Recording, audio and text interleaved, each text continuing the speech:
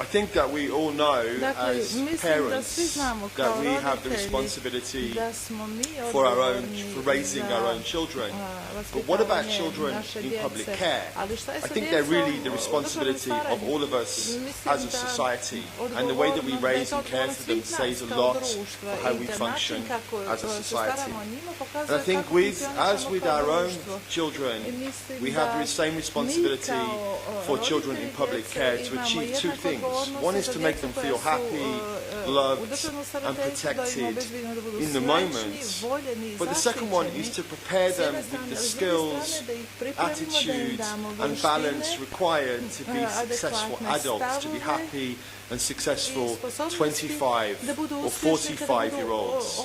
And that's a very difficult job for young people in public care. And I really have to say how much we in UNICEF respect the people in Biella, the people in the Centers for Social Work and the foster carers who try and address the very difficult job of raising children who have been deprived of their own biological parental care. There are many reasons this is a complex job, but I'm just going to share 3 of them with you today before I talk about why the media thing is important. The first one is about brain development. When we look at our own young children, their brains are going to be more active than through any other time in their whole life cycle.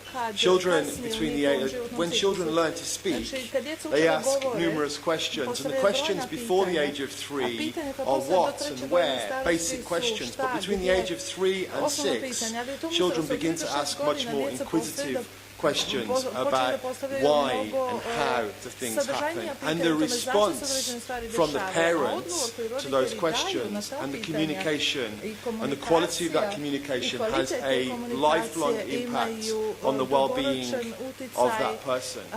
In an institutional care setting, it's almost impossible to provide the kind of communication and attention required to ensure optimum brain development for children. And that's one of the many reasons why government has prioritised family-based care for children.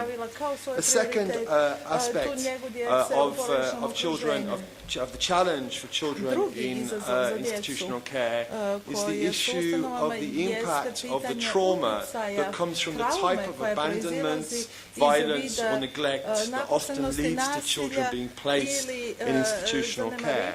This leads to the type of toxic or chronic stress that has an impact on impairing the brain and health development of the child.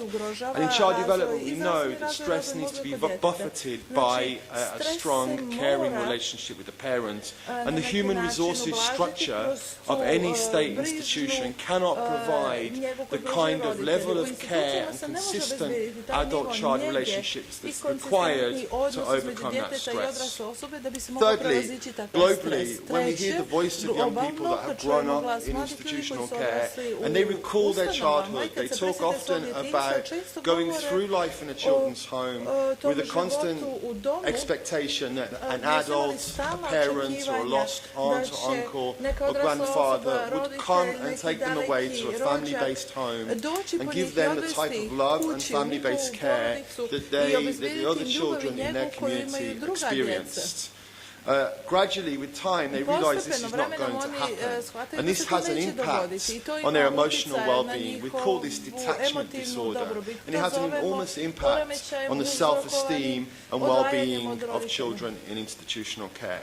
Over the past decades, we have learned much more about the brain development, the self-esteem and the well-being of children deprived of parental care.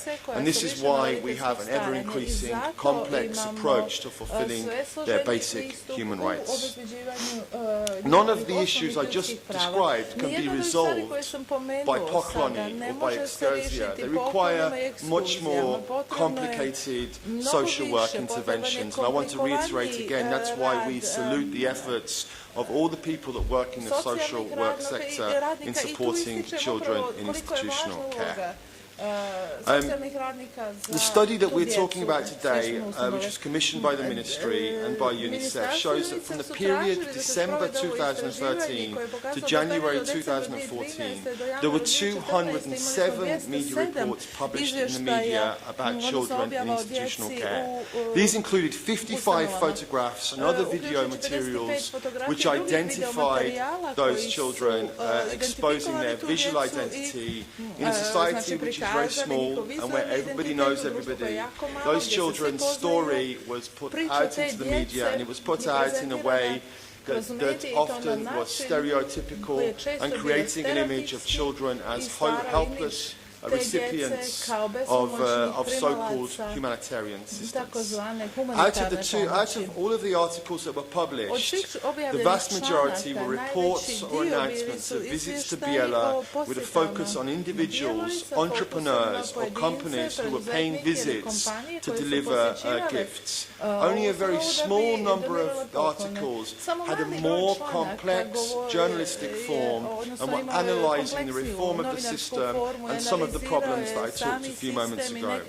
We'd hope in the future that media reports on the issue of children in care or broader child development issues give the complexity and the respect to the subject that is required. Visitors at the children's home Ladost often took tours of the institution and entered the private premises of the beneficiaries, their bedrooms, their bathrooms and joint premises, which directly violates the child's right to privacy. To illustrate this, I would like all of you to think for a moment about your own children and how would you feel if complete strangers came to your house every day and took photos of your children. You would feel that this is not in the best interest of your children. Imagine how much harm is done when you're talking about children that have already got the type of attachment problems that I spoke about a few moments ago. We are really proud of our partnership with the government of Montenegro in working to provide, to the extent possible, family-based care and strong European standard services for children in deprived of parental care. And we will continue this partnership. At the end, I'd like to remind you that every child has the right to dignity and that through ethical reporting of children in state care, media can give a significant contribution to ensuring this right. Hvala vam puno.